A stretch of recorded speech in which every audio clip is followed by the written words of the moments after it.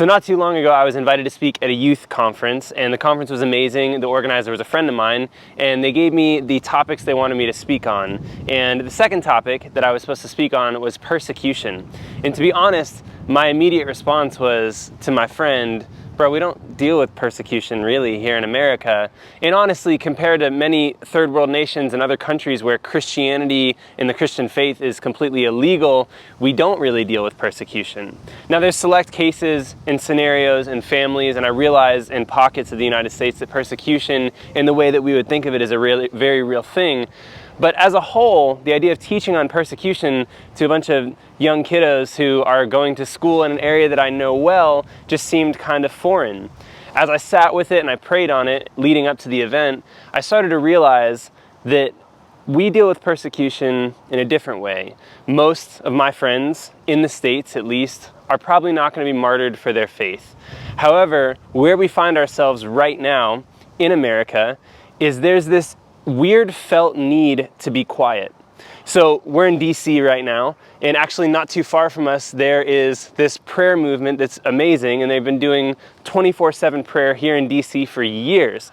But it seems like there's a big chasm between people who are extremely outspoken about their faith and people who are everyday Christians and believers that don't really talk up because they don't feel like getting bombarded on social media. They don't feel like being locally ridiculed by friends and people who have different belief.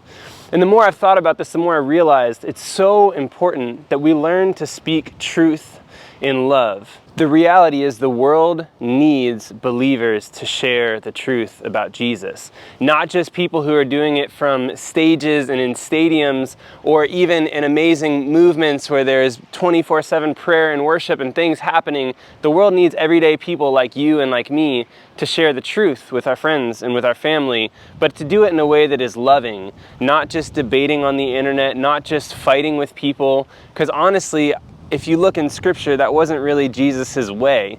In fact, I can't think of anywhere in Scripture that someone was debated into being a follower of Jesus. People who became followers of Jesus actually encountered him and his love. Truth is a big part of it. Apologetics are a big part of it.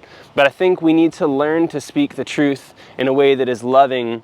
And we also need to be really careful not to hinder ourselves from speaking the truth because of what we're afraid the response from the people around us will be. So do we deal with persecution in the way that they might in the Middle East or in another country in America? No, not typically. But do we stay really quiet on topics and issues that we really should lovingly, over a dinner table or a cup of coffee, share with friends and tell them about the goodness of Jesus?